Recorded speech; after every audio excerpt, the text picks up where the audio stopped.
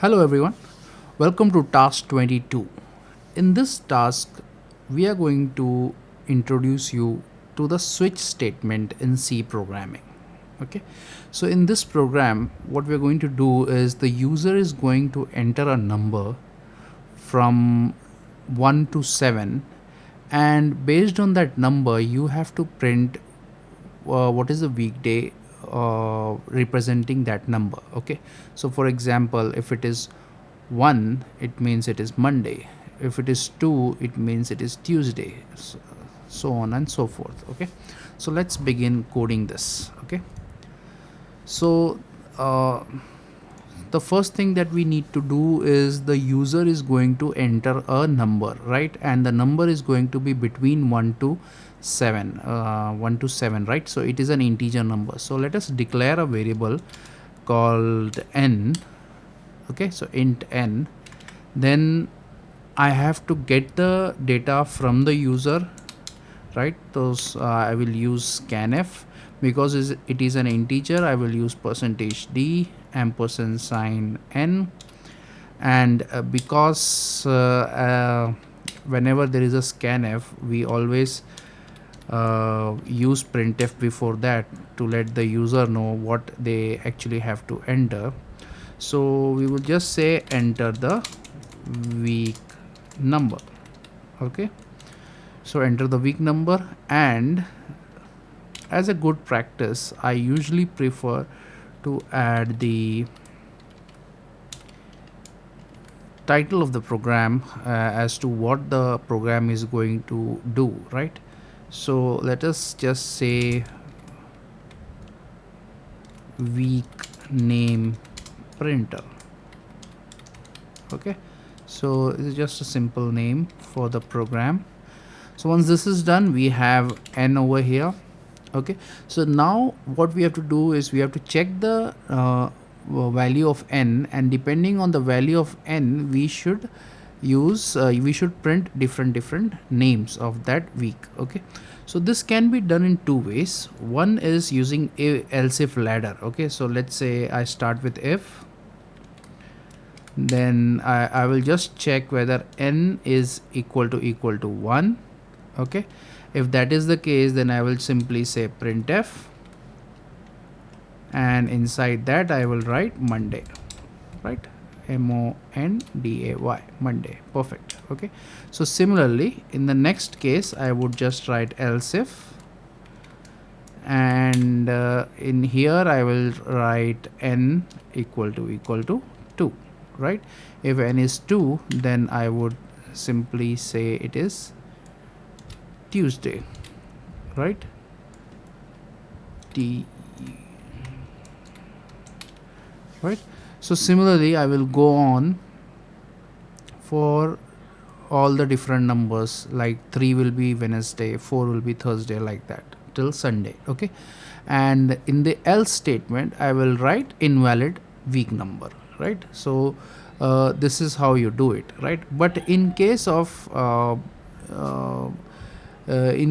using switch, this type of problem is better handled with the help of a switch statement. Okay, so whenever there where is the scenario where you want to use switch over if or else if ladder is when you know that your comparison is going to be you are going to check a number or an integer.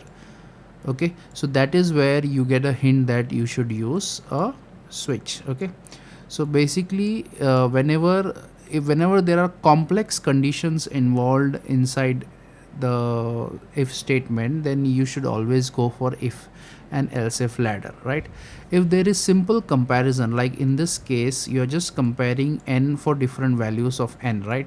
So n equal to 1, 2, 3, like that. Okay, in such cases it is always good to use switch. Okay, so let us see how to declare switch. So to declare a switch, you should start with the switch keyword, and inside brackets you have to add brackets and then braces, curly braces.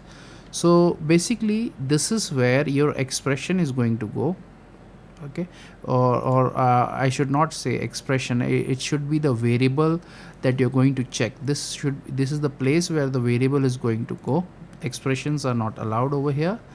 And then here this curly braces is the body of your switch. Okay, so like for example, in our case the variable that we are going to test for is n, right? So we're going to test the values of n, so we gave n over here. Then inside the body we will be having cases. Okay, so for every case some or the other value will be printed. So the case starts with the keyword case, then the case that you want to test, right? For example, I want to test 1. Okay, so after the case keyword you have to add a space, and then you have to add the digit or the integer number that you are going to compare, and after that you have to add a colon. Okay, so this is very important, you have to have a colon, and after that below that you can write the statements that you want to print. Okay, so here you can say printf,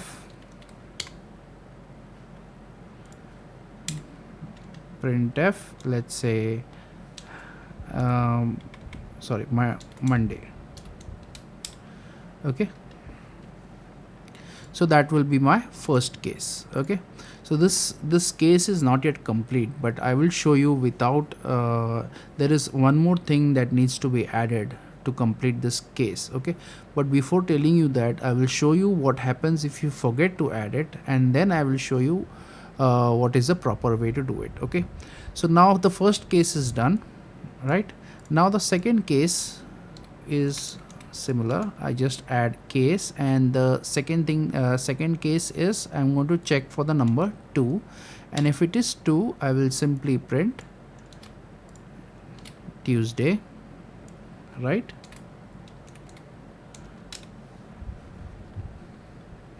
And similarly I'm going to do for the other cases. Okay,